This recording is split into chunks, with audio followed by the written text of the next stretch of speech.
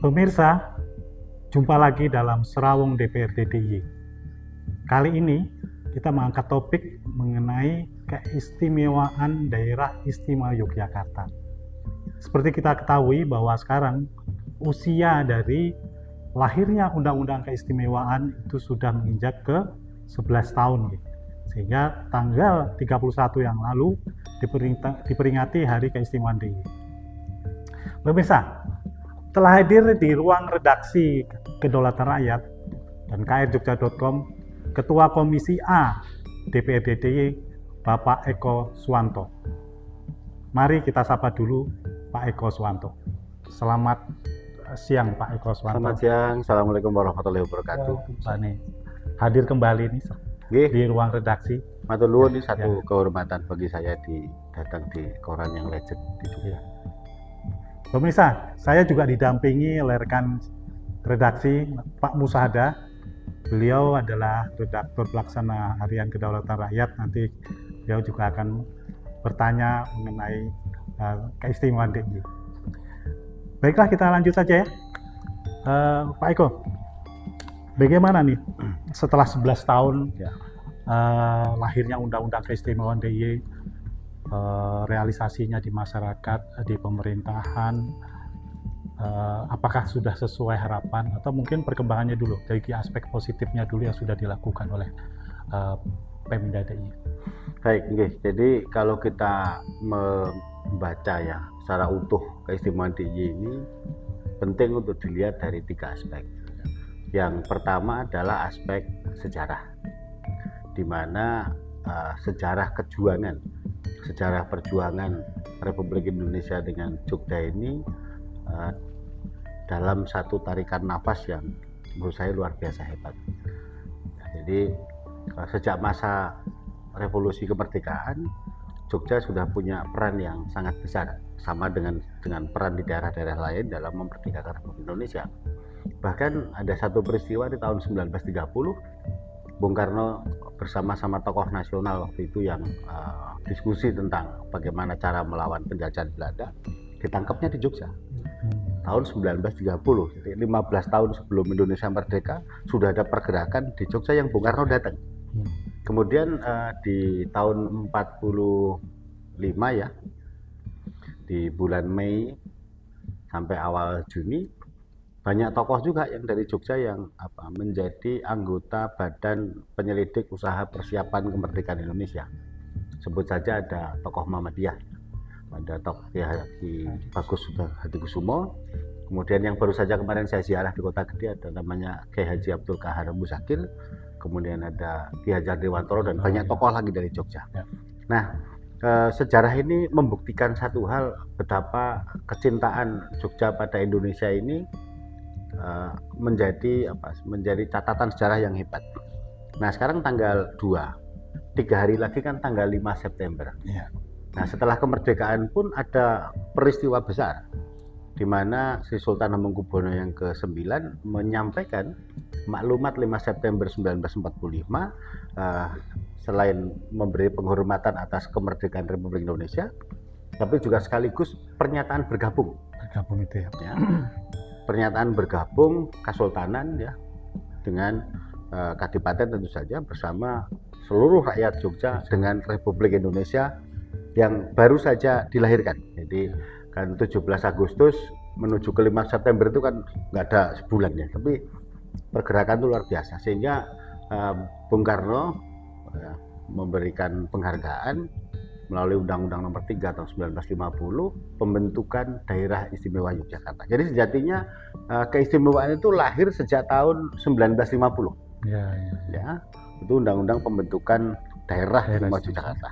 Ya, nah penyempurnaannya di tahun 2012 lahirnya Undang-Undang Nomor 13 tahun 2012. Sehingga kemarin pun saya memberikan masukan kepada Pani Radio, akan lebih baik kalau peringatannya itu adalah peringatan keistimewaan DIY. Nah, di dalamnya itu ada peringatan Undang-Undang Keistimewaan DIY. Jadi jangan dibalik. Jadi jangan induknya di sini, kemudian sejarahnya di dalam. Jadi ini sejarahnya yang besar. Nah, itulah sejarah betapa keistimewaan itu merupakan buah dari perjuangan, dari dedikasi ya, Jogja kepada Republik. Dan jasa itu kan tampak sekali di awal kemerdekaan ya, tahun 46, ketika pindah ibu kota dari Jakarta ke Jogja itu. Saya belum lama berkunjung ke Pura Pakualaman. Di sana melihat dari dekat kamar di mana Bung Karno dipinjamin oleh Sri Paduka Pakualam yang ke-8, ya di depan Bangsal Parangkarso. Pada saat yang sama kan keraton juga punya peran yang sangat hebat, termasuk ikut gotong royong membiayai pemerintahan pada masa itu. Ya. Nah, ini yang penting, sehingga bicara tentang keistimewaan DIY ini sekaligus bicara tentang patriotisme, bicara tentang kepahlawanan, ya, bicara tentang pengorbanan. Nah, kemudian dari proses ini kan tentu saja ada aspek yang kedua yang saya sebut cita-cita. Ya. Jadi perjalanan sejarahnya sudah hebat, cita-citanya juga hebat. Jadi undang-undang keistimewaan DIY ini tidak datang gratis dari langit, tidak. Undang-undang keistimewaan DIY ini adalah buah dari sejarah, karma baik dari sejarah, kira-kira begitu. Ya. Yang kedua karena perjuangan rakyat. Jadi rakyat berbondong-bondong unjuk rasa waktu itu ya, menyampaikan pendapat bahwa wahai pemerintah segera susun undang-undang keistimewaan DIY, dan jalan kaki dari alun-alun utara ke DPRD tahun 2010. Kebetulan saya waktu itu tugas jadi korlap sehingga ngerti sejarahnya. Nah, oleh karena itu maka dengan pemahaman cita-cita ini kan rakyat kan pengen bahagia, rakyat pengen kecukupan sandang, rakyat pengen kecukupan papan, ya, rakyat pengen kecukupan kehidupan sehari-harinya, pendidikan, kesehatan dan lain-lain. Maka dengan undang-undang keistimewaan ini, dengan semangat sejarah dan cita-cita tadi, pemerintah daerah punya kewajiban untuk mensejahterakan masyarakat, membangun ketentraman di tengah-tengah masyarakat, sekaligus membangun Bhinneka Tunggal Ika. Jadi yang tidak boleh dilupakan adalah bahwa undang-undang ini lahir dari gerakan rakyat, lahir dari partisipasi rakyat, sehingga Pemda ya harus ngajak rakyat untuk duduk bareng membangun Jogja ini dari perspektif keistimewaan. Ya. Demikian pemirsa penjelasan dari Pak Eko Suwanto terkait dengan proses awal lahirnya Undang-Undang Keistimewaan. Tentunya itu bukan ujuk-ujuk hadir undang-undang tersebut, tetapi ada proses perjuangan masyarakat, kemudian ada proses di mana Sultan Hamengkubuwono IX kemudian mengeluarkan maklumat bahwa Kesultanan dan Pakualaman bergabung pada Republik Indonesia. Baiklah, kita lanjut ke pertanyaan berikut. Mungkin ini lebih dalam lagi ya. Nah, Pak Eko, ini kan sudah berlangsung 11 tahun ya. Tadi Pak Eko menyebutkan harapan dan tugas dari pemerintah harusnya seperti apa. Nah, ada yang memuji, artinya ada yang puas dengan pelaksanaan Undang-Undang Keistimewaan, ada yang merasakan baik itu di desa-desa ada kegiatan kesenian, kemudian di fasilitas infrastruktur terbangun juga ada dari bantuan dana istimewa. Kemudian ada juga beberapa program-program yang didanai oleh Danais, karena sesuai dengan amanah Undang-Undang Keistimewaan kita mendapatkan dana istimewa. Tapi ada yang juga masih kerasa nih, belum kelihatan. Sering dipertanyakan oleh beberapa masyarakat, banyak lah. Yang pertama mungkin dari data mengenai kemiskinan. Kemiskinan ini mungkin kriteria kemiskinan masih dipertanyakan, tetapi baiklah, tapi itu menjadi momok terus tiap tahun ya, atau menjadi problem atau menjadi pembahasan masyarakat. Terus yang kedua terkait pengangguran, dan ternyata pengangguran kita datanya 4% ya di DIY. Nah, terus yang ketiga yaitu kesenjangan masyarakat ya, antara kota dan desa. Nah, terlalu tinggi mungkin ya. Nah, ini mungkin problem-problem ini selalu muncul ketika kita memperingati Undang-Undang Keistimewaan. Nah, melihat sejumlah pertanyaan ini gimana Pak Eko? Ya, Pemda harus kerja keras. Jadi begini, dulu kan undang-undang ini dilahirkan bareng sama rakyat nih. Ya. ya. Sehingga ketika menjalankan undang-undang pun tidak boleh meninggalkan rakyatnya, kira-kira begitu. Jadi pemilik mandat itu kan rakyat ya. Jadi sehingga dalam perjalanan 11 tahun ini memang benar ada berbagai kemajuan-kemajuan. Misalnya pelayanan publik juga tambah baik. Kemudian yang kedua, desa dan kelurahan juga sudah mulai dipercaya menjadi pusat pertumbuhan ekonomi, pusat pelayanan publik, pusat pemberdayaan kebudayaan ya, pengembangan kebudayaan, dan itu ditandai dengan naiknya anggaran keistimewaan yang masuk ke desa. Sayangnya yang di kota belum maksimal kalau saya lihat ya, karena tahun ini baru 100 juta per kementerian untuk kegiatan perayaan peringatan undang-undang keistimewaan. Tapi untuk di kabupaten sudah lumayan baik. Tahun ini sudah 132 miliar. Setelah tahun sebelumnya 98 miliar, yang tahun 21 itu 52 miliar. Artinya sudah ada kemajuan. Tetapi ternyata masih ada soal. Ya. Saya kira tidak penting untuk membahas metodenya. Karena BPS dengan metode yang sama di Jogja dan di Bali angkanya berbeda. Ya. Jadi metodenya sama, ilmu pengetahuannya sama, di dua tempat ini beda. Artinya kita juga harus bicara dan bicara kayak gini bukan aib gitu loh ya. Yang penting ada rekomendasi yang kita kerjakan. Mau ini tidak menjelek-jelekan, ini ngomong fakta bahwa kita ini masih punya kemiskinan di data terbaru tahun 2022 ya. Ini tahun ini kita nunggu rilis lagi dari BPS, itu 11,49%. Artinya kalau ada 100 orang berkumpul ya, 11-12 orang ini nggak mampu ya. Ini kan fakta. Sehingga yang perlu dilakukan adalah bagaimana kemudian pemberdayaan dan perlindungan bagi masyarakat. Nah kemudian yang kedua, pengangguran juga masih di atas 4%. Jadi kalau ada 100 orang berkumpul, yang 4 per orang ini tidak tahu apa yang harus dikerjakan karena memang tidak punya pekerjaan. Ya. Nah kemudian masih ada Gini rasio tertinggi di Jawa Bali. Ini menurut saya yang juga menjadi PR. Sehingga tidak perlu dijadikan sama aib, tapi kemudian apa yang harus kita kerjakan? Apa yang harus dikerjakan menurut saya ya tadi, menjadikan desa dan kelurahan sebagai pusat pelayanan publik, pusat pemberdayaan ekonomi, sekaligus pusat pengembangan kebudayaan. Nah, produk kebudayaan itu kan tidak cuma seni saja, tapi juga ada fashion, ada makanan, ada kuliner ya, ada desain grafis, macam-macam. Dan hari ini kan anak-anak muda kita ini kan makin kreatif ya, berkembang jadi YouTubers, jadi developer games ya, dan banyak yang mereka kerjakan, bahkan TikTok dan lain-lainnya ya. Ada juga yang hobinya keliling-keliling nyari tempat makan yang enak, direview, dan mereka mendapatkan pendapatan, dapat support iklan dan lain-lainnya. Ini saya kira ya pemerintah harus mulai masuk ke sana. Nah, jalan tengah yang harus ditempuh itu adalah kerja keras. Jadi tidak ada pilihan lain. Ya, Pemda harus siang malam untuk kemudian kerja keras, termasuk menggandeng swasta karena budget kita ini kan terbatas. Dana tahun ini kan cuma 1,4 miliar. Ya. Total AP dari total APBD kan nggak nyampe 50%. Sementara untuk belanja pegawai sudah di angka 1,8 triliun kira-kira. Jadi ini yang saya kira perlu kemudian dipikirkan sehingga ketimpangan dan kemiskinan pengangguran ini harus ditekan seminimal mungkin. Caranya bagaimana? Ya nyusun APBD untuk beresin kemiskinan. Misalnya kan ada belanja makan itu di rapat-rapat, di pertemuan-pertemuan, kasihlah UMKM gitu loh. Misalnya begitu ya. Kemudian pertemuan-pertemuan ya gerakkan perekonomian. Kalau pejabat ngasih cendera mata ya belilah dari UMKM ya.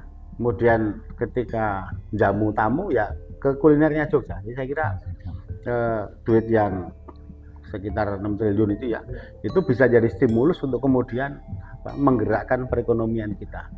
Dan juga yang penting adalah fokus penciptaan lapangan kerja. Jadi satu, tingkatkan kesejahteraan, dua, penciptaan lapangan kerja.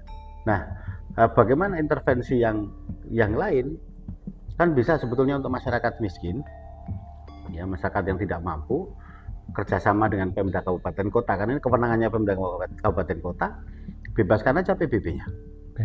Jadi, tapi ini bukan kewenangan provinsi ya. Ini gubernur harapan kita duduk bareng sama bupati wali kota untuk ya itu kewenangannya bupati. Jadi ya, kewenangan wali kota. Sehingga harapan kita kalau masyarakat belanjanya, jajannya kita, membeli sesuatunya kita kurangi, kan tabungannya akan makin besar.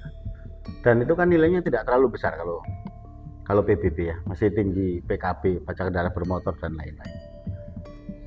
Oh ya Pak, berarti kan masih banyak ya PR yang harus Iya, dilakukan banyak harus dikerjakan. oleh Pemda DIY. Nah ini kan tentu kan pengawasan dari DPRD juga panjang juga ke depannya. Oh ya, jadi kita Wah, juga ada raker kemudian, ada raker. bahkan kita juga riset. Jadi tahun 2022 yang lalu kita penelitian memotret bagaimana pelaksanaan Pergub 85 2019 di Kota Jogja. Hari ini sedang berproses untuk melihat apakah BKK yang diberikan kepada kabupaten kota itu berdampak pada penciptaan lapangan kerja, berdampak pada peningkatan kesejahteraan. Jadi setiap rupiah yang dikeluarkan itu menciptakan berapa tenaga kerja. Hari ini sedang kita ukur untuk kemudian nanti memberi masukan pada Paniradio dan jajaran. Nah ini kan, menurut saya kan panjang nih harus mengawalnya. Berarti Pak Eko nih kan dapat tugas lagi kayaknya besok untuk yang periode 2024. Ya mohon doanya, ini sekarang masih daftar calon sementara. Mohon doa dari masyarakat ya, dari seluruhnya. Saya tugaskan kembali untuk kemudian bekerja keras meraih kepercayaan rakyat ya untuk pemilu tahun 2024 di calon di DPRD DIY daerah pemilihan Kota Yogyakarta. Jadi meneruskan perjuangan. Ya. Dan tentunya komitmennya ya jagain keistimewaan DIY. Keistimewaan itu ya, menjadi utama. Soalnya kan selalu muncul terus pertanyaan seperti itu. Jadi, mungkin pertanyaan saya terakhir mungkin Pak Mus ya setelah ini. Nah itu kan ada senjata dana keistimewaan. Apakah besok ke depan ini harus distribusinya itu mungkin diharapkan lebih ke Iya, jadi begini. Tadi kan kalau kita rekomendasikan itu kan menjadikan kelurahan dan kalurahan atau desa ini menjadi pusat pertumbuhan ekonomi, pusat pelayanan publik, sekaligus pusat pengembangan kebudayaan. Konsekuensinya apa? Harus dibiayai. Maka kami kan mengusulkan kepada gubernur agar setiap kelurahan dan kalurahan itu dibantu minimal 1 miliar setiap tahun. Nanti bertahap. Nanti kalau untuk yang desa yang wilayahnya lebih luas, ya lebih dari 1 miliar. Tapi minimum 1 miliar. Nah, apakah bisa? Hari ini kan sudah dikerjakan. Ya, di kabupaten kan sudah dikerjakan. Bahkan ada satu desa yang dapat 3,5 miliar juga ada. Ya. Dan pelan-pelan juga harus dilakukan pengembangan SDM agar mampu ngelola duitnya dengan benar. Karena salah satu tujuan di Undang-Undang Keistimewaan ini kan pemerintahan yang baik, yang ditandai dengan efektif, efisien, transparan, tidak korupsi dan lain-lain. Nah, faktanya kan dalam perjalanan beberapa tahun ini kan persoalan korupsi kan juga masih terjadi ya. Wali Kota Jogja kena, kemudian kemarin kepala dinas PTR di provinsi juga kena. Ini kan menjadi tantangan tersendiri. Kepala dinas perizinan di kota juga kena. Ini soal, sehingga salah satu cita-cita Undang-Undang Keistimewaan DIY ini kan nggak ada korupsi di Jogja. Kira-kira kan begitu, sehingga rakyat bisa menikmati pembangunannya. Nah ini terakhir ini malah gimana? Tata ruang itu kemarin karena kas desa malah. Nah itu saya kira itu yang kemudian harus jadi lembaga tata ruangnya malah. Penegakan hukum itu harus diikuti dengan edukasi, dengan pendidikan agar ini tidak berulang kembali. Dan terkait dengan TKD, Komisi A 100% memberikan dukungan kepada Pemda, khususnya Pol PP ya, termasuk aparat penegak hukum untuk jalan terus saja untuk penegakan hukum. Tapi pada saat yang sama pendidikan bagi masyarakat, pendidikan bagi pengusaha juga penting, agar ketika pengusaha mau datang ke Jogja invest gitu ya, dia tahu roadmap-nya kayak apa, ketemu siapa, biayanya berapa, ya ini harus ngerti. Ya. Yang penting kan semuanya transparan. Kalau semuanya transparan saya kira nggak ada soal. Berarti ketika mereka hadir di DIY, daerah istimewa, berarti beda mungkin, ada istimewanya masuk ke DIY. Iya, dan dimanapun kan tetap diatur oleh regulasi. Ya. Nah, cuman regulasinya kan harus dirampingkan, harus sederhanakan kan kira-kira gitu. Sehingga bicara tentang keistimewaan DIY ini, tadi saya sebut soal kesejahteraan, soal penegakan keistimewaan tadi, tapi juga sekaligus harus membangun semangat anti korupsi ya. Karena dana S ini dananya milik rakyat meskipun tidak banyak. Jadi kalau dihitung 1,4 triliun dibanding APBD-nya ini kan nggak nyampe 50%. Tapi kemudian bagaimana ini menjadi stimulus pembangunan untuk menciptakan lapangan kerja, untuk menciptakan tambahan pendapatan bagi masyarakat kan kira-kira gitu. Dan kalau kita baca kan soal-soal itu kan makin banyak. Makanya kenapa saya mendorong agar desa atau kelurahan menjadi pusat pengembangan kebudayaan, itu sekaligus untuk melawan intoleransi yang berkembang, untuk melawan terorisme yang sedang berkembang, untuk melawan radikalisme dan ekstremisme yang sedang berkembang. Nah, dengan kebudayaan ini kan coba jenengan pirsani kemarin waktu 17-an. Ya, di setiap RT, RW, kampung, pedukuhan bergerak dengan cara kebudayaan.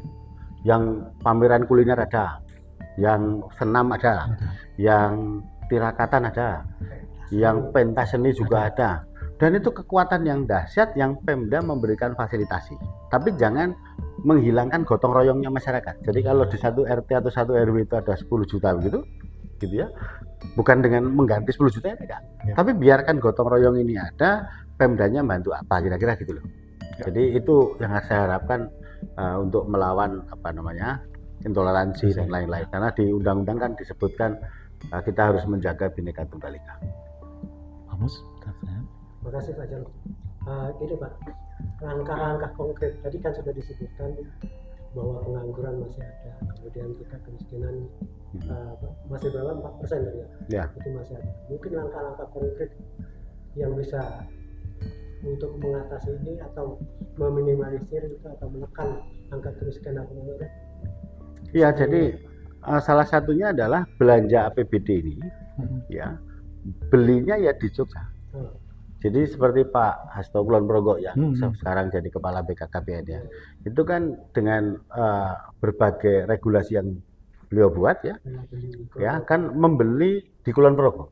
Sehingga kita pun juga sama. Jadi kalau misalnya ada bangunan konstruksi, ya batu batanya beli di sini, gitu ya. Ya semennya beli di sini, ya pasirnya ya beli di sini, kira-kira gitu. Dan tenaganya juga pakai orang Jogja juga. Sehingga padat karya yang nilainya mungkin 100 juta, 175 juta sampai miliaran itu, ya tenaga kerjanya harus Jogja. Bukan berarti kita tertutup dengan yang lain, tidak, tapi harus memprioritaskan.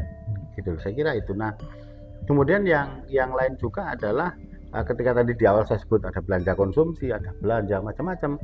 Tapi spiritnya adalah kalau di total ya dana desa plus APBD DIY plus APBD kabupaten kota ini kan sekitar 16 triliun.